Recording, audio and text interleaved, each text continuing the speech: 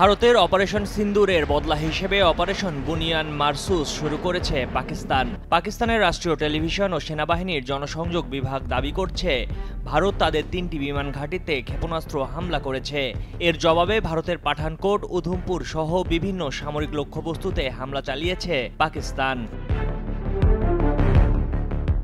পাকিস্তানের সেনাবাহিনী দাবি করছে, ভারতের বিয়াস অঞ্চলে ব্রাহ্মস মিসাইল সংরক্ষণাগার উড়িয়ে দেওয়া হয়েছে। ভারতের আরও কিছু স্থাপনাতেও হামলা চালানো হচ্ছে। ভারত যেসব ঘাঁটি থেকে পাকিস্তানের নাগরিক ও মসজিদের ওপর হামলা চালিয়েছে, সেসব জায়গায় পাল্টা হামলাই মূল লক্ষ্য বলে জানিয়েছে ইসলামাবাদ।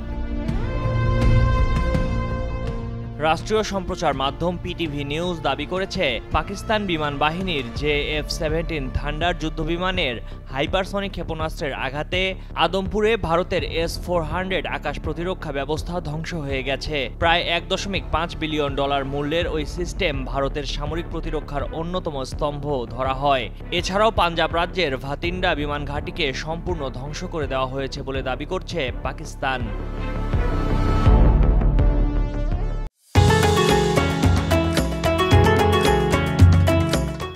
পাকিস্তানের সেনাবাহিনী আরও জানায়, ভারত তাদের ৩টি বিমান ঘাঁটিতে ক্ষেপণাস্ত্র হামলা চালিয়েছে। রাওয়ালপিন্ডি আর ইসলামাবাদেও বিস্ফোরণের শব্দ পাওয়া গেছে। তবে পাকিস্তান বিমান বাহিনীর কোনো ক্ষয়ক্ষতি হয়নি বলে দাবি করেছেন সেদেশের সেনা মুখপাত্র। পাকিস্তান সরকার এক্স বার্তায় বলেছে, ভারতকে এখন পাকিস্তানের জবাবের জন্য প্রস্তুত থাকতে হবে। পাকিস্তানের সশস্ত্র বাহিনী তাদের মাতৃভূমি, আকাশসীমা ও জাতীয় নিরাপত্তা রক্ষায় সম্পূর্ণ প্রস্তুত। ভারতের প্রতিরক্ষা ও পররাষ্ট্র মন্ত্রণালয় এখনও এই ঘটনার কোনো প্রতিক্রিয়া জানায়নি। তবে প্রতিরক্ষা মন্ত্রণালয় জানিয়েছে, খুব শিগগিরই গণমাধ্যমকে ব্রিফ করবে ভারতের সেনাবাহিনী।